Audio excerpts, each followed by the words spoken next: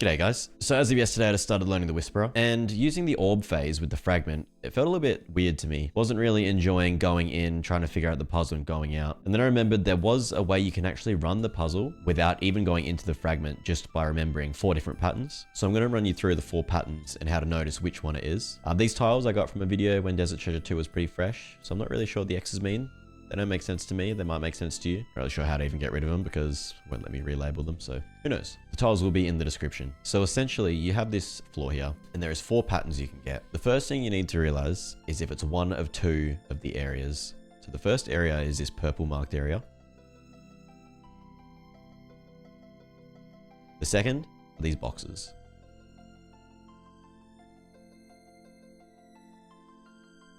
So every time she summons the orbs, the first thing you need to recognize is which one of these patterns is dropped. So on the left side, you can see the orbs are kind of in a nice perfect circle around the Whisperer. And on the right side, you can see they're in more of like a rigid box, almost like a plus. Corners are all kind of missing. So for me, the way I managed to remember the patterns themselves was I gave them kind of these little names. Now these names aren't supposed to be short or long. They're just ones that kind of help describe what it is so you remember. If you have a better name for them, you can.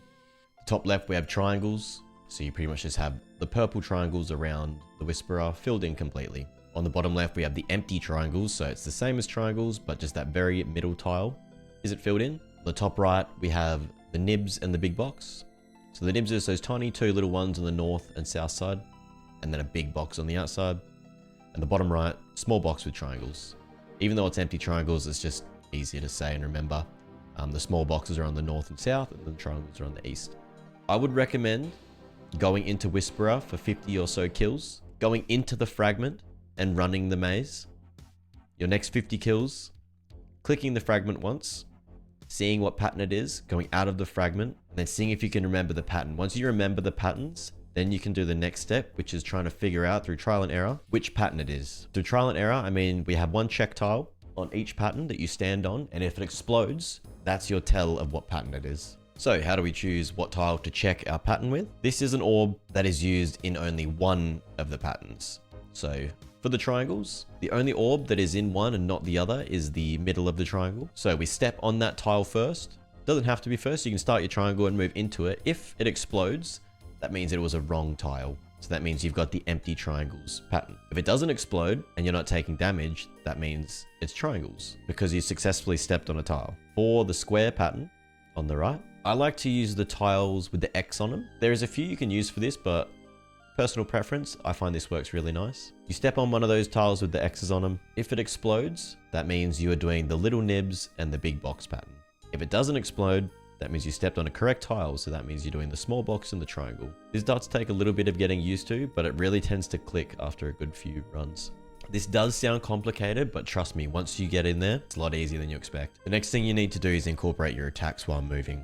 For a 5-tick Turmeric Shadow, you'll move 4 tiles and then you'll click the boss. Another 4 tiles and click the boss. For a Sanguine Esty Staff or a Trident being 4-tick, you'd move 3 tiles, click the boss. 3 tiles, click the boss, and so on. The main reason we do this is because inside of the Fragment, your thrall cannot hit and you lose prayer while inside of the Fragment. Over 2,000 kills, that will definitely add up, so I highly recommend learning this. Don't forget at the end, you still need to run away or freeze the boss, so she doesn't melee you. Now that you've learned that, I'm going to put on 4 examples of me running each pattern. Once I step on the first tile, I want you to pause the video. At that point, I want you to see if you can recognize what pattern it is and do that a few times. I mean, if it's in the video, you kind of know what pattern it's going to be after you watch it once. Hell, if you even need to, you can go back up to where I had those little pictures up with the names and keep them up next time you do a run, if that helps you. But whatever works, man.